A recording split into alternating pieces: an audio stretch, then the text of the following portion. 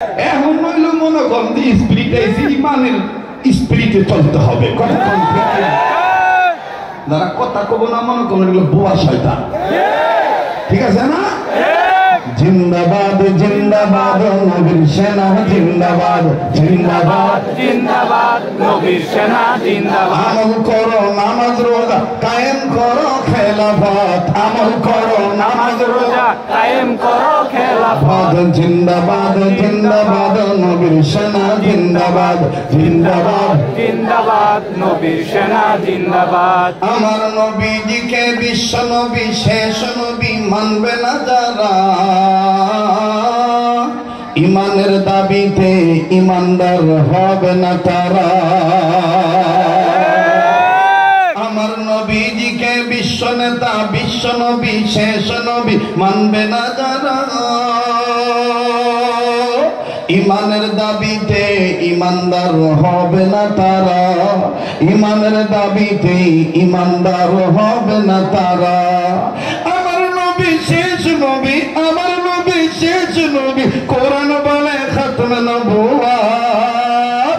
জিন্দাবাদ জিন্দাবাদ নবীর সেনা জিন্দাবাদ জিন্দাবাদ জিন্দাবাদ নবীর সেনা জিন্দাবাদ। আমল করো নামাজ রোজা কায়েম করো খেলাফত। আমল করো নামাজ রোজা কায়েম করো খেলাফত। জিন্দাবাদ জিন্দাবাদ নবীর সেনা জিন্দাবাদ। ঠিক না? আমার নবীকে বিশ্ব নবী মানে না, বিশ্ব নেতা মানে না, আমার নবীকে শেষ নবী মানে না। থাক তাদের মাদ্রাসা, থাক তাদের দাড়ি, থাক তাদের টুপি, থাক তাদের মসজিদ, তারা ইমানদার হতে পারে না। তারা কাদিয়ানি, কাদিয়ানিরা কি কাফের বলেন কি? কাদিয়ানিরা কাদিয়ানিরা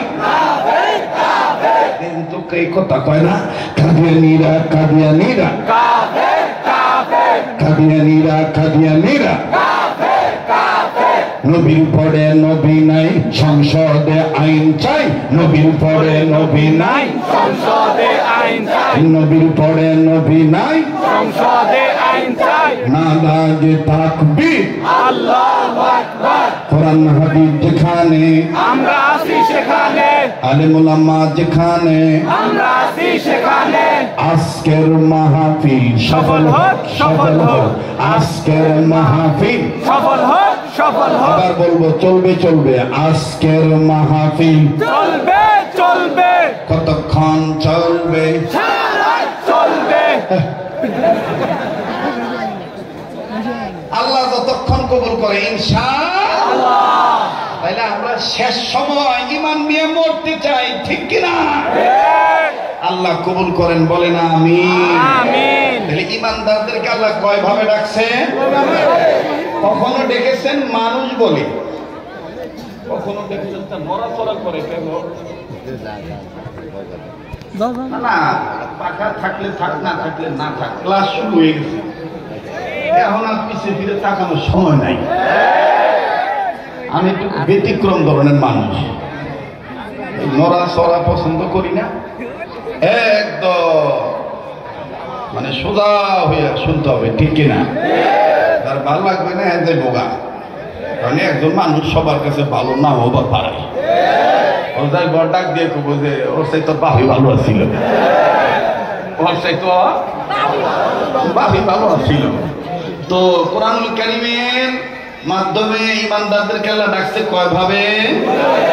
দুই ভাবে। নাম্বার এক, কখনো ইয়া আইয়ুহান নাস বলে, আবার কখনো দরদ মাখা ডাক দিয়ে বলছেন ইয়া আইয়ুহাল্লাযিনা আমানু, হে ইমানদার বান্দা বান্দীগণ, তোমরা নিজেরা জাহান্নামের আগুন থেকে বাঁচো, নিজেদের অধীনে যারা আছে তাদেরকে জাহান্নামের আগুন থেকে বাঁচাও। বলেন নির্দেশ কার? আমার ভাইরা, আমার বন্ধুগণ,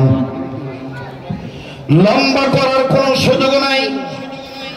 ও বাবাজি বাবাজি এমন একটা সাংঘাতিক তথ্য আমি আপনাদেরকে জানাবো, জীবনে শুনছেন কিনা জানি না, তবে ভাই গো আপনার ঘরে কিতাবখানা থাকতে পারে। আমি যখন ছোট ছিলাম তখন অনেক মুমিন মুসলমানের ঘরে এই কিতাবটা থাকছে। এই বইখানা পুস্তকখানা বাজান অনেকে বাজান স্টাডি করেছেন। আমার ভাইরা, আমার বন্ধুগণ, বইখানার নাম হলো আমার ভাইরা কবর আযাব ও হাসরের পুরস্কার। আমার ভাইরা ইদানিং সম্প্রতিকালে আবার কিতাবটা সংস্করণ করে আমার বন্ধুগণ সংযোজন বিয়োজন করিয়া আল্লামা তারিক জামিলদার বারকাতুল্লাহ আলাইহি আরেকখানা কিতাব লিখেছেন। যেই কিতাবখানা আমার বন্ধুগণ সবার মুখে মুখে যার নাম, সবার চোখের মধ্যে আমার বন্ধুগণ চোখের সামনে কিতাবটা ভেসে উঠল। বাবাজি কিতাবখানার নাম হলো চোখে দেখা কবরের আযাব। আপনারা অনেকে পড়ছেন কিনা আমার জানা নাই। বাবাজি রাত্র গভীর হয়ে গেছে, লম্বা করার সুযোগ নেই। অল্প সময়ের মধ্যে আমি কথা ফিনিশিং দিয়ে আপনাদের কাছ থেকে বিদায় নিয়ে চলে যাব। তবে অনুরোধ করব বাবা, এই পাগলটাকে দেখে অবহেলা করবেন না, এই পাগল দিকে তাকাইলে আপনি ঠকবেন না। আল্লাহ রাব্বুল আলামিন এক বছরের ভিতরে আমার বন্ধুগণ বারবার কয়েকবার মক্কা মদিনা নিয়ে যায়। এই পাগলের হাত ধরলে ঠকবেন না। আমার ভাইরা, যে পাগলের হাত আল্লাহ তাআলা তার বাইতুল্লাহ কাবা ঘর বারবার ভরায়। বাবাজি কেউ যদি চলে যায় বাজান তাকে চলে যেতে দিবেন কেন? নিজে জাহান্নামের আগুন থেকে বাঁচবেন না, অপরকে কেন আপনি বাঁচাবেন না? আমার ভাইরা, আমার বন্ধুগণ, পর্দা আর মা বোনের আগা নিত্য নতুন কথা আপনার কাছে মনে হইতে পারে।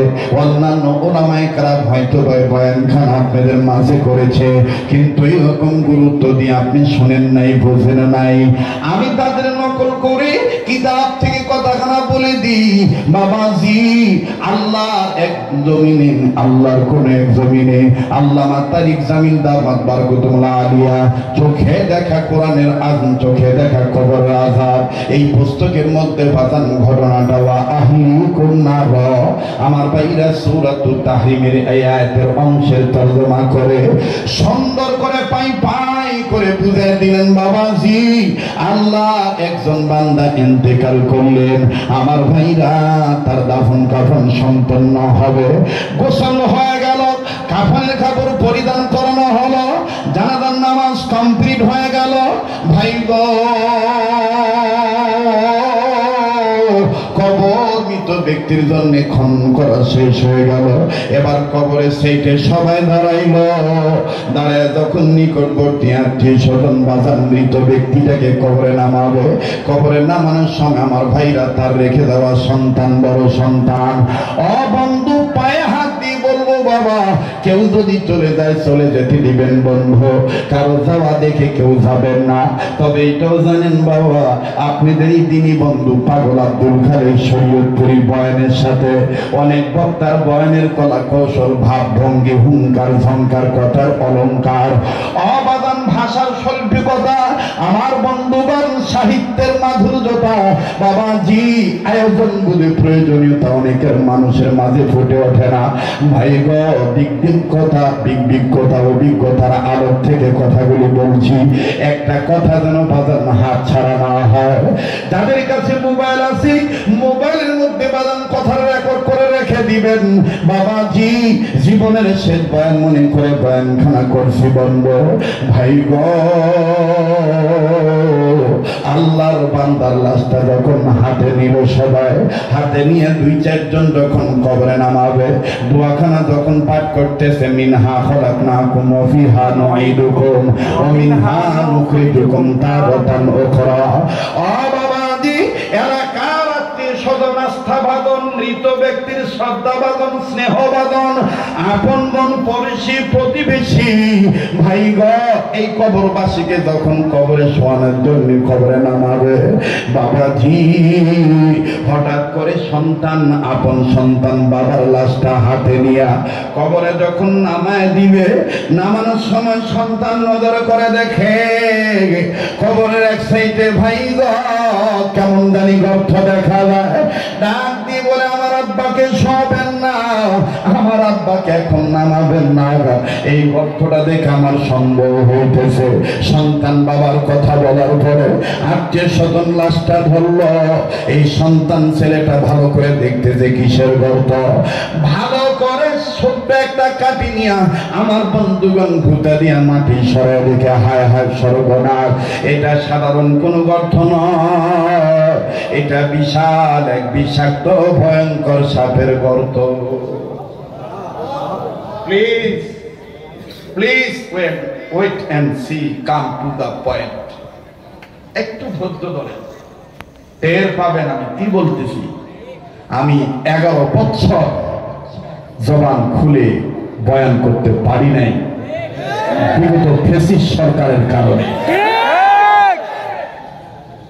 আপনারা বলবেন হুজুর অনেকে গ্রেফতার হয়েছিল, আপনি যে আমাকেও নিয়েছিল, রাখতে পারে নাই, রাখতে পারে নাই, পারবেও না ভবিষ্যতে।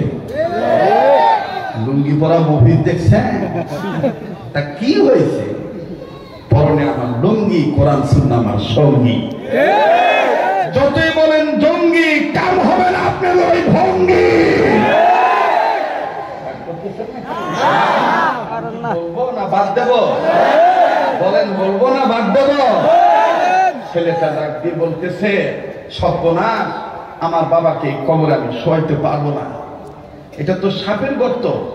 আমার আব্বাকে এখানে শোয়া যাব, আমার আব্বাকে সাপ কামড়াবে। এখন এলাকার গুরুজন, মুরব্বীজন, শ্রদ্ধাবাদন যা আছে সবাই ডাক দিয়ে বলতে, তাহলে কি করা?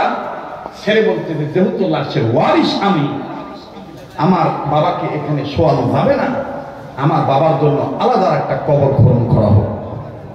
এলাকার মানুষ বলল, ভাই আপনারা কথা বললেন না তো, ওয়াজ করতেছে আমি, হ্যাঁ সাউন্ড বাড়ায় দেয়। কানের মধ্যে কি নিয়ে আইছ? তোমার চাইতে তো তোমার বাপি ভালো আছে।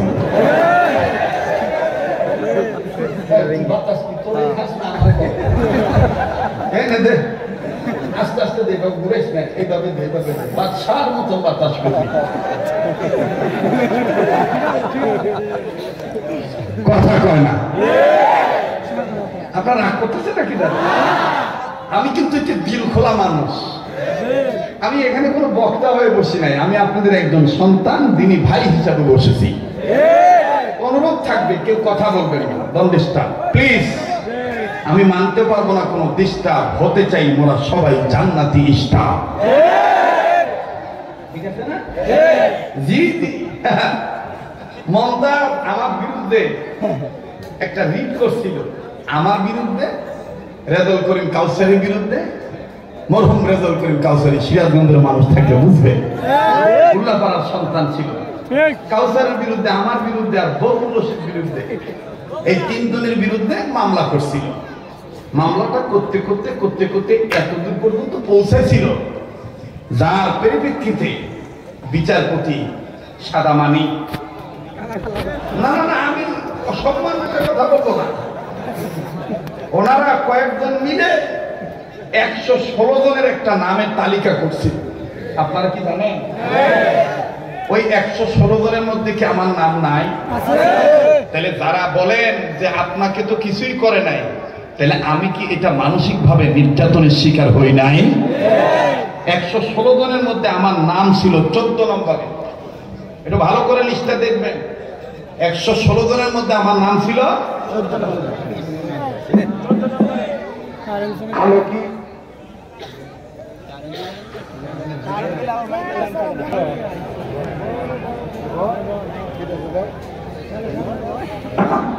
কষ্ট হইতেছে? আরো ভালো করে বলে দিই, সম্ভবত লিস্টের নাম্বারটা আমি ভুল বলতেছি, 37 কি 36 হবে, অনেকদিন আগের কথা তো, ওটা আমি খেয়াল রাখি নাই।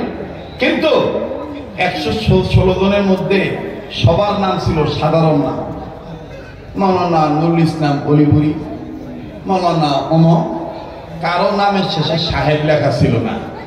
কিন্তু এই লুঙ্গিপুরা মফিজের নামের সাথে ওই দুদক কর্মকর্তারা লিখে দিয়েছিলেন মাওলানা আব্দুল খালিক শরীয়তপুরি সাহেব।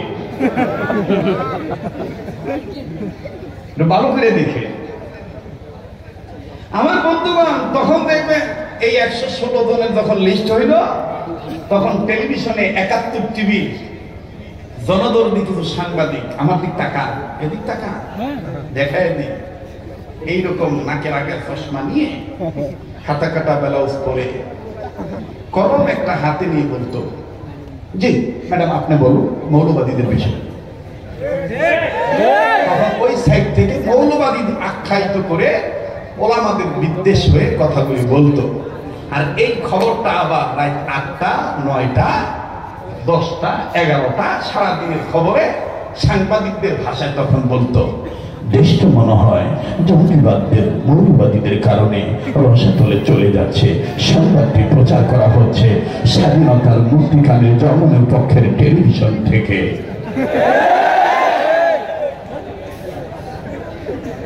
কথা কয় না? এখন আমি বলি তোমাদের এই জঙ্গি জঙ্গি ভাব আর বাংলাদেশে চলবে না। ওটা তোমাদের আপামনি, তোমাদের দিদিমণি ইন্ডিয়াতে নিয়ে চলে গেছে। এখন বাংলাদেশের মুসলমানরা মাথা উঁচু করে দাঁড়াইতে শিখেছে। সংবাদটি প্রচার করা হচ্ছে শরীয়তপুরি টিভি থেকে। কথা কয় না? করতেছেন নাকি? আপনি রাজনৈতিক চিন্তা করেন, এটা আপনার ব্যক্তিগত ব্যাপার। That is the personalist. I have no objection.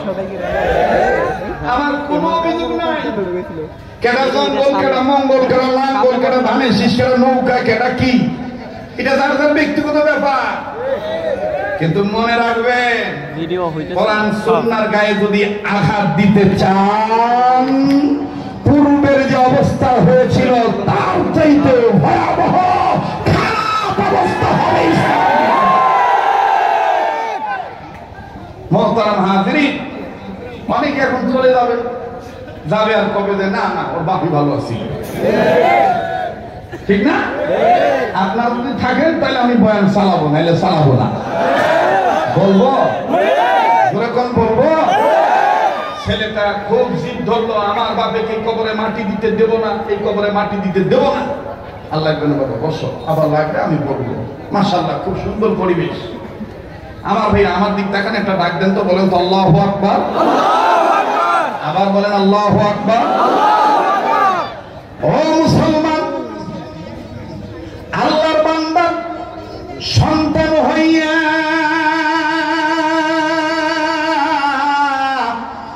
বলিলেন যখন কাঁদিয়া কাঁদিয়া যে আমার বাবাকে কবরে দেব না রাখিয়া, এই বাবাকে অন্য জায়গায় নাও সরাইয়া, বাবার জন্য নাও না নতুন করে কবর খনন করিয়া। ভাই গো, দ্বিতীয় নাম্বার কবর যখন খনন করা হলো, আমার ভাইরা চোখে দেখা কবর আযাবের কিতাব থেকে বলছি নিঃসন্দেহে হাদিসের ঘটনা। বাবাজি, আমার ভাইরা রে, গভীর মনোযোগী হয়ে শুনবেন, কোন দিকে কোনো নজর নাই। আল্লাহ বান্দার কথার অনুপাতে যখন দ্বিতীয় কবর খনন করা হলো, দ্বিতীয় কবর কমপ্লিট হয়ে গেল।